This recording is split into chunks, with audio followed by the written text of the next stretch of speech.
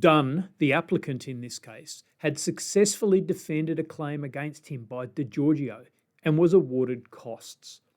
Dunn applied for indemnity costs, which is the most generous type of costs, but he also applied for a costs order against Giorgio's solicitors.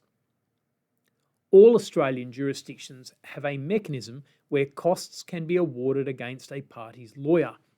This can be done when the case which is brought before the court by the solicitor is so lacking in legal validity that it really is a waste of the court's time and the party's money.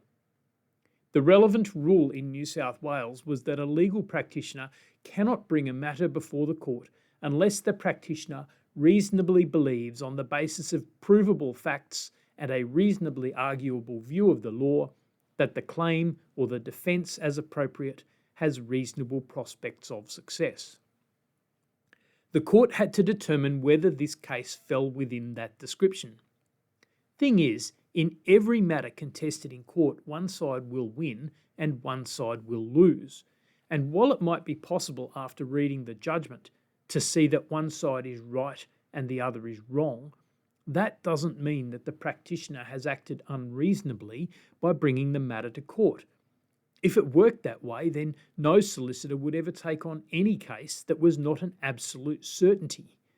Justice Barrett said that the legislation should not be presumed to intend that lawyers practising in New South Wales courts must boycott every claimant with a weak case.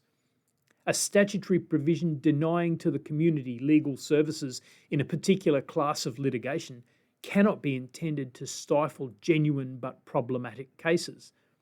Nor do I see the statutory provisions as intended to expose a lawyer to the prospect of personal liability for costs in every case in which a court, having heard all the evidence and argument, comes to a conclusion showing that his or her client's case was not as strong as may have appeared at the outset to be. The legislation is not meant to be an instrument of intimidation so far as lawyers are concerned. It follows that costs can be awarded against lawyers if they bring an unreasonable case, but this should be applied only in the clearest cases, because we don't want lawyers to begin refusing to take on weak cases.